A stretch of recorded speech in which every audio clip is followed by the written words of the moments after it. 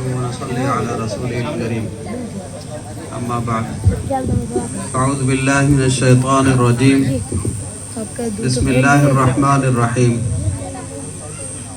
اقرأ باسم ربك الذي خلق خلق الإنسان من علق اقرأ وربك الأكرم الذي علم بالقلم علم الإنسان ما لم يعلم صدق اللہ العظیم۔ اسٹیج پر تشریف فرما حضرات علماء کرام اور مہمانان اعظام اور سرپرست حضرات اور عزیز طلباء و طالبات، ہم سب کے لیے ایک سعادت اور خوشی کی بات ہے کہ آج ہم ایک ایسے پروگرام میں جمع ہیں جو علم دین میں حاصل کرنے والے طلباء اور طالبات میں سے جنہوں نے نمایاں پوزیشن حاصل کی ان کو اعزاز دیا جائے اور ان کو انعامات دیے جائیں۔ تو دینی پروگرام کی اس مناسبت سے میں دو باتیں آپ حضرات کے سامنے رکھنا چاہوں گا۔ سب سے پہلے نمبر پر تو میں عزیز طلباء اور طالبات کو جنہوں نے پوزیشن حاصل کی، نمایاں نمبرات حاصل کیے، ان کو میں مبارکباد دوں گا اور میں ان سے کہوں گا کہ آپ اپنی جد و جہد اور اپنی محنت، اپنی ترقی اسی طرح سے برقرار رکھیے اور آپ آئندہ کے امتحانوں میں، اس سے اوپر کی جماعت کے امتحانوں میں اور دارین کے امتحانوں میں آگے بڑھنے کی کوشش کیجیے۔ اللہ تعالیٰ آپ سب حضرات کو کامیاب فرمائے۔ جن طلباء اور طالبات نے یہاں پر تلاوت کے نظم پڑھے اور حمد نعت کے اشعار پڑھے، ان کے تلفظ اور ان کی تلاوت اور ان کی ادائیگی سے بہت اچھا لگا۔ اس سے لگ رہا ہے کہ ماشاءاللہ یہاں پر ایک اچھی محنت ہو رہی ہے، ایک بہترین کام ہو رہا ہے اور مستقبل میں امید ہے کہ ہماری اس محنت میں اور بہتری ہوگی اور اس کے ہماری اسلامی زندگی پر خوشگوار اثرات پڑیں گے۔ اللہ کرے ایسا ہو۔ ابھی آپ نے ذمہ دار اور ناظم حضرت مولانا شہاب الدین صاحب حفظہ اللہ کے زبانی ان کے مدرسے کی شروعات اور اسی طریقے سے ان کی جد و جہد اور حضرت عمر بن خطاب رضی اللہ عنہ کی طرف نسبت اور حضرت عمر رضی اللہ عنہ کا ایک طریقے سے ان کو خواب کے ذریعے سے رہنمائی کرنا، بشارت دینا، یہ سب آپ نے سنا۔ یہ سب خوش آئند بات ہے اور امید رکھتا ہوں میں کہ حضرت مولانا کی اس سرپرستی سے ہمارا مدرسہ آگے بڑھے گا اور حضرت عمر بن خطاب رضی اللہ عنہ کی طرف اس نسبت کی وجہ سے اس میں بہتری آئے گی۔ یہ وہ گفتگو تھی، میری درخواست تھی جو عزیز طلباء اور طالبات سے تھی۔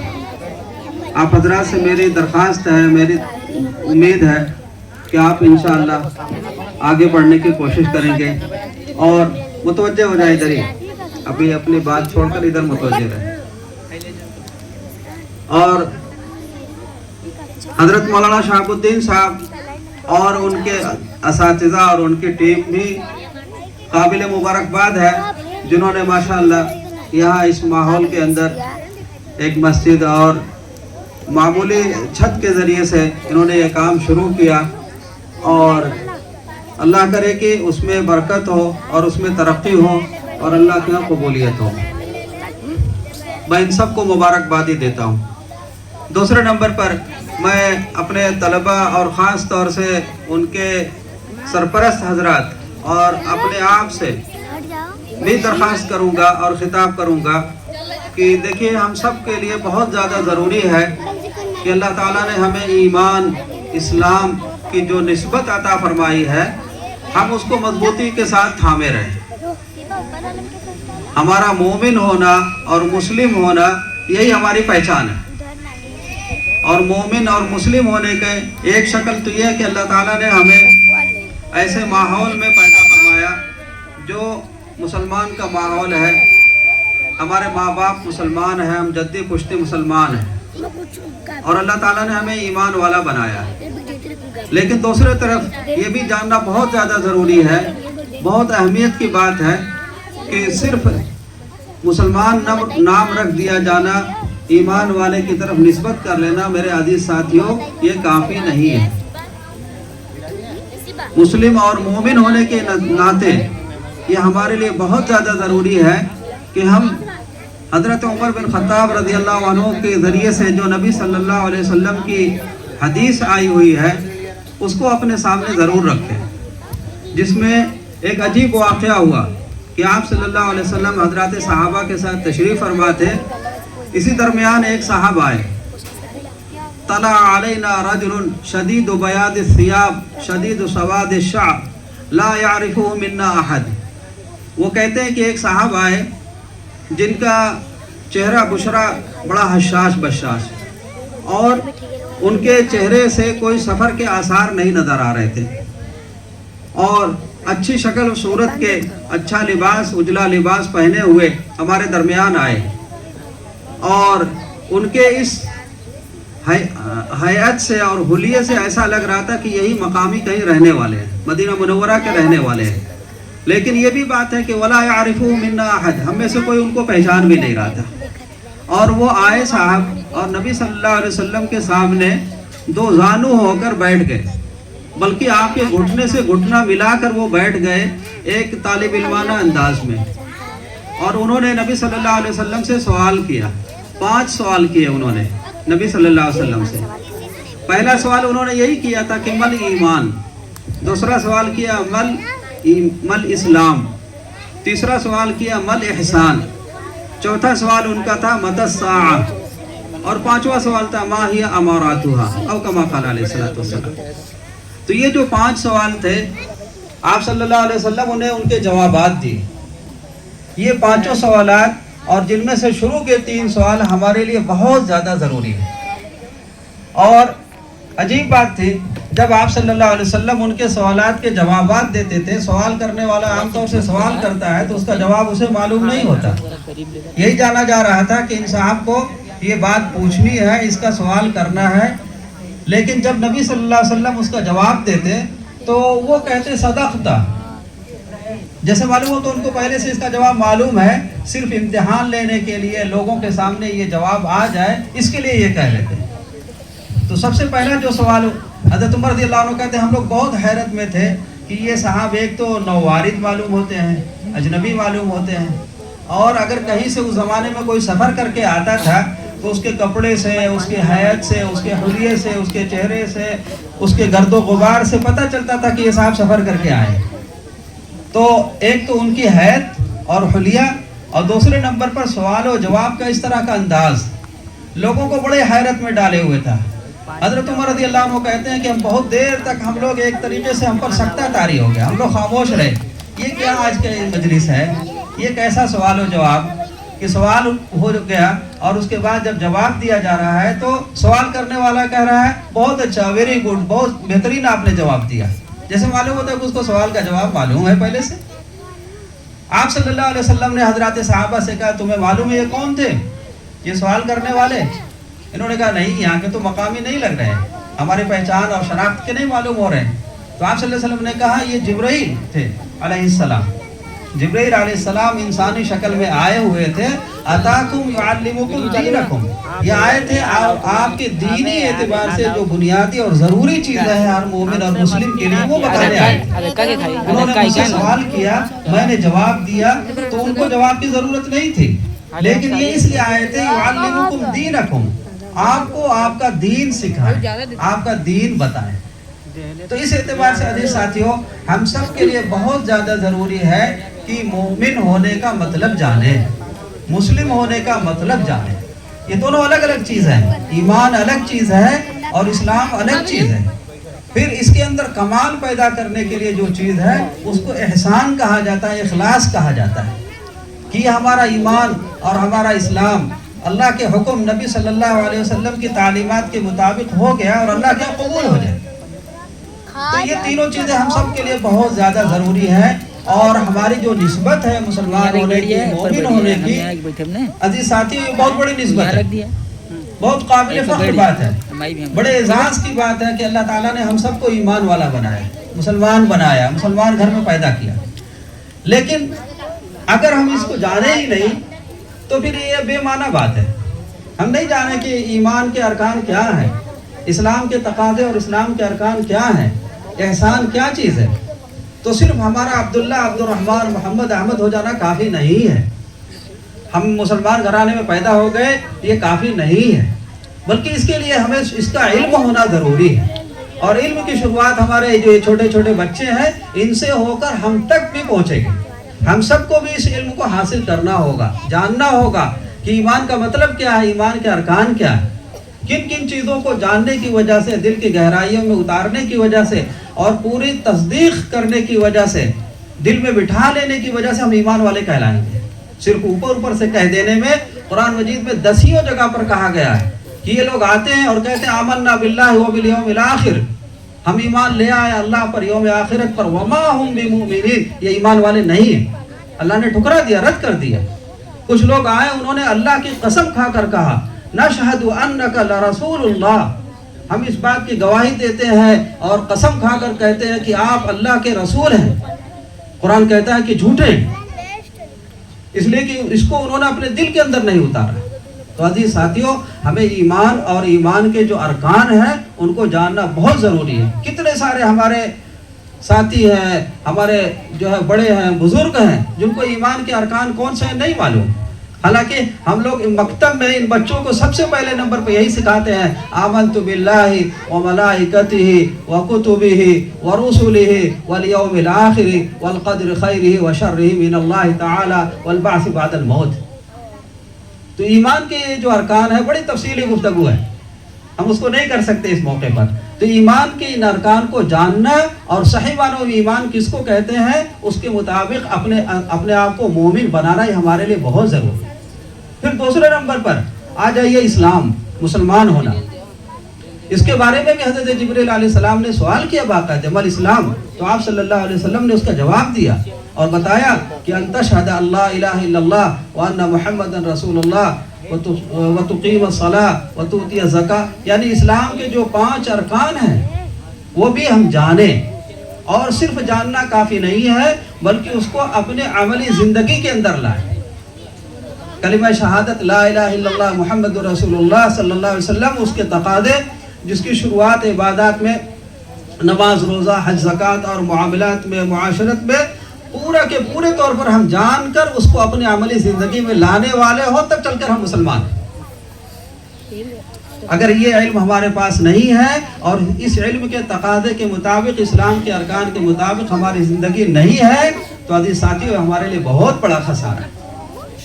ہمارے ان بچوں سے، مکتب کی تعلیم سے یہی چاہا جا رہا ہے کہ ہمارے ان بچوں کو معلوم ہو جائے، ہم سب کو معلوم ہو جائے کہ ایمان کے ارکان کیا ہے اور اسلام کے ارکان کیا ہے، اس کی عملی زندگی ہو جائے، قرآن مجید ہماری زندگیوں میں آ جائے، ہم سچے پکے اچھے اخلاق والے مسلمان بن جائیں، ہم اپنے دین کے بھی رکھوالے ہوں، اپنے وطن کے بھی رکھوالے ہوں، اپنے دین کی بھی قربانی دینے والے ہوں، اپنے دین کے لیے بھی ہم سب کچھ اپنا لٹانے والے ہوں، اور اپنے ملک اور وطن اور اسلامی ممالک میں جہاں پر بھی مسلمان بستے ہوں ان سب کے بارے میں ہمارے اندر درد۔ اور اس کے بعد جو تیسرا درجہ حضرت جبریل علیہ السلام نے آپ صلی اللہ علیہ وسلم سے پوچھا مل احسان، تو آپ صلی اللہ علیہ وسلم نے اس کے جواب میں جو بات ارشاد فرمائی اس کا خلاصہ اور حاصل یہی ہے کہ ہماری نیت اچھی ہو جائے، ہمارے اندر اللہ تعالیٰ کا استحضار نصیب ہو جائے، ہم جو بھی عمل کریں چھوٹا بڑا وہ اللہ کے لیے کرنے والے ہو جائیں، اس فکر کے ساتھ اس کو کریں کہ ہمارا یہ عمل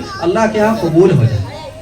آپ صلی اللہ علیہ وسلم نے تو اس کا جو جواب دیا تھا وہ عجیب جواب تھا، ان تعبد اللہ کأنک تراہ فإن لم تکن تراہ فإنہ یراک، او کما قال علیہ الصلوۃ والسلام، کہ تم اللہ کی عبادت اس طرح سے کرو گویا تم اللہ کو دیکھ رہے ہو۔ اللہ تو وہ ذات ہے جن کو دنیا میں رہتے ہوئے دیکھا نہیں جا سکتا، اللہ کی شخصیت کو اس دنیا میں دیکھا نہیں جا سکتا۔ حضرت موسیٰ علیہ السلام کو کوہ طور پر اللہ تعالیٰ کے ساتھ جب ہم کلامی کا شرف حاصل ہوا، آمنے سامنے اللہ سے بات ہوئی، تو حضرت موسیٰ علیہ السلام نے تمنا ظاہر کیا، شوق ظاہر کیا کہ اے اللہ میں آپ کو دیکھنا چاہتا ہوں۔ آپ کا دیدار کرنا چاہتا ہوں. ربی ارینی انظر الیک، اللہ ذرا اپنا دیدار کرائیے، میں آپ کو دیکھنا چاہتا ہوں. اللہ تعالیٰ نے ان سے کہا کہ موسیٰ آپ نہیں دیکھ پائیں گے، آپ کے اندر وہ استطاعت نہیں ہے، آپ کی آنکھ اور آپ کی قوت باصرہ اس کا تحمل نہیں کر سکے گی. لن ترانی. لیکن انہوں نے بہت زیادہ اپنے شوق کا اظہار کیا کہ اے اللہ آپ کا دیدار کرنا چاہتا ہوں، آپ کو دیکھنا چاہتا ہوں، آپ کیسے ہیں، آپ کی کیا شکل ہے، کیسے میں دیکھنا چاہتا ہوں. تو اللہ تعالیٰ نے فرمایا ان سے، سورہ اعراف کے اندر اللہ فرماتے ہیں وَلَكِنِ انظُرْ إِلَى الْجَبَلِ فَإِنِ اسْتَقَرَّ مَكَانَهُ. اگر وہ کہا کہ یہ سامنے طور پہاڑ ہے جو آپ سے بہت زیادہ بڑی مخلوق ہے، سخت مخلوق ہے، ایسا کرتا ہوں کہ میں اپنی ایک ہلکی سی تجلی اور اپنا ہلکا سے ایک عکس اس پر ڈالتا ہوں. اللہ نے کہا میں اپنی تجلی اس پر ڈالتا ہوں، اگر پہاڑ اس کو برداشت کر گیا تو ہو سکتا ہے آپ بھی برداشت کر لیں، آپ بھی دیکھ لیجئے گا. لیکن کیا ہوا؟ فَلَمَّا تَجَلَّى رَبُّهُ لِلْجَبَلِ جَعَلَهُ دَكًّا وَخَرَّ مُوسَىٰ صَعِقًا. جب اللہ تعالیٰ کی تجلی اس پہاڑ پر پڑی تو پہاڑ ریزہ ریزہ ہو گیا، پورا جو ہے ختم ہو گیا، پورا وہاں پر گرد و غبار ہو گیا. اتنا بڑا دھماکہ ہوا کہ پورا پہاڑ ختم ہو گیا. قرآن کی بات ہے. اور حضرت موسیٰ علیہ السلام اس منظر کو دیکھ کر بے ہوشی میں گر پڑے، بے ہوش ہو گئے. اور جب ان کو ہوش آیا تو انہوں نے بڑے اللہ تعالیٰ سے توبہ استغفار کیا اور کہا کہ میں معافی چاہتا ہوں. تو اللہ کے نبی صلی اللہ علیہ وسلم نے اس حدیث شریف میں یہ کہا کہ ان تعبد اللہ کأنک تراہ، تم اللہ کی عبادت اس طرح سے کرو گویا کہ تم اللہ کو دیکھ رہے ہو. اور اگر یہ نہ ہو سکے تو کم سے کم درجہ یہ کہ ہم اللہ کی عبادت اس طرح سے کریں کہ اللہ ہم کو دیکھ رہے ہیں. کہیں پر بھی کسی بھی حالت کے اندر آدمی رہے، اللہ سبحانہ وتعالیٰ سے کوئی چھپ نہیں سکتا. تو یہ درجہ حاصل کرنے کی کوشش کرنا ہے. یہ اس لیے کہ ہمارا ایمان اور اسلام اللہ تعالیٰ کے یہاں قبول ہو جائے. ہم سبوں کو جتنا زیادہ دنیا کے اعتبار سے آج ترقی ہوتی چلی جا رہی ہے، اتنا بلکہ اس سے بھی زیادہ اس بات کی ضرورت ہے کہ ہم اپنے دین ایمان کو جانیں اور اس کے مطابق عمل کرنے کی کوشش کریں. اللہ تعالیٰ ہمیں اس کی بہت زیادہ توفیق نصیب فرمائے. حضرت جبرائیل علیہ السلام کے اس آخری سوال کو بھی میں آپ کے سامنے رکھ کر اپنی بات ختم کروں گا. حضرت جبرائیل علیہ السلام نے پوچھا متی الساعہ، بتائیے قیامت کب آئے گی، اس کی ڈیٹ اور تاریخ کیا ہے، کس مہینے میں آئے گی، کون سے سال میں آئے گی. آپ صلی اللہ علیہ وسلم سے پوچھا انہوں نے. تو آپ صلی اللہ علیہ وسلم نے ان کا جواب دیتے ہوئے جو بات کہی اس کا خلاصہ اور حاصل یہ ہے کہ آپ ملائکہ میں سب سے اللہ کے قریبی ہیں، سب کے سردار ہیں، سید الملائکہ ہیں. اور میں محمد صلی اللہ علیہ وسلم انبیاء اور رسول کا امام ہوں، سب سے اللہ تعالیٰ کے قریبی ہوں، اللہ کا محبوب ہوں. لیکن یہ بات کہ قیامت کب آئے گی اللہ تعالیٰ نے نہ آپ کو بتائی نہ مجھے بتائی. قیامت کا علم یہ وہ علم غیب ہے جو اللہ تعالیٰ نے اپنی ذات کے ساتھ خاص کر رکھا ہے. اس کی تاریخ کسی کو نہیں معلوم.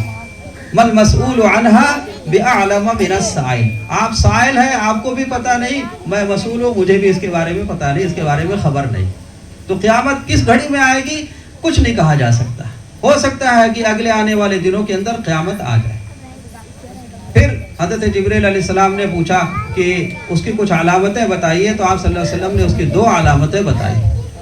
ان 2 علامتوں کا حاصل اور خلاصہ یہ ہے کہ لوگ دنیا کی طرف، عمارتوں کے بنانے کی طرف ایک دوسرے سے ایسا مقابلہ کرنے لگے کہ کسی کو سب کو سمجھنے لگے کہ بڑی بڑی بلڈنگیں بنا لی جائیں، بڑی بڑی عمارتیں بنا لی جائیں، بڑا شان و شوکت ہو جائے اور یہی سب کچھ ہو جائے. فرمایا کہ ایک زمانہ ایسا آئے گا، یہ تو سمجھ جائیے کہ یہ قیامت کی بڑی علامت ہے، جب آدمی اس در و دیوار کو بنانے میں اور مٹی اور اینٹیں میں اور گارے میں پھنس جائے اور ایک دوسرے سے مقابلہ کرنے لگے، ایک دوسرے کے ساتھ اس میں کمپٹیشن ہونے لگے اور اسی کو سب کچھ سمجھا جانے لگے. جس کے پاس اچھا گھر ہے وہ بڑا آدمی اور جس کے پاس نہیں ہے وہ چھوٹا ہے. جس کے پاس اسباب ہے وہ اچھا ہے اور جس کے پاس اسباب نہیں، بھلے سے اپنی صفات، کردار، ایمان، عمل کے اعتبار سے اچھا ہے، وہ کچھ بھی نہیں. فرمایا کہ یہ قیامت کی سب سے بڑی نشانی ہے.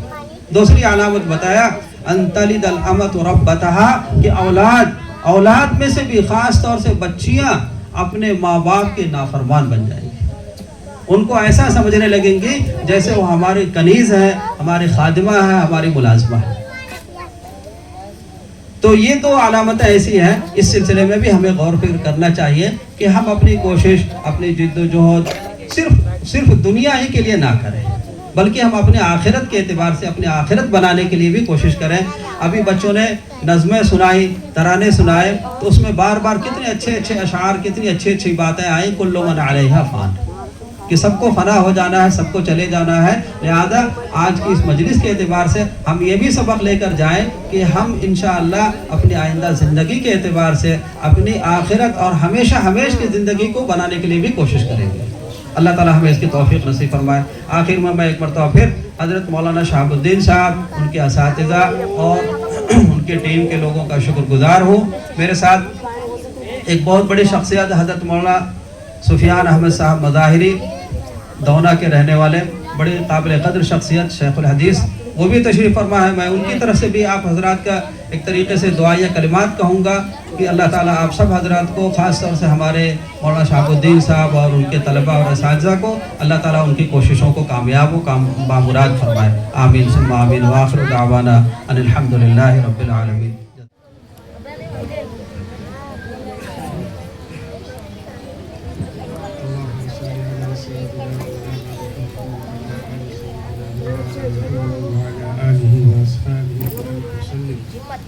اللهم أنت السلام ومنك السلام تبارك ربنا وتعاليت يا ذا الجلال والإكرام. رب اغفر وارحم وتجاوز ما تعالى منك اللهم صل على يا مقلب القلوب ثبت قلبي على دينك.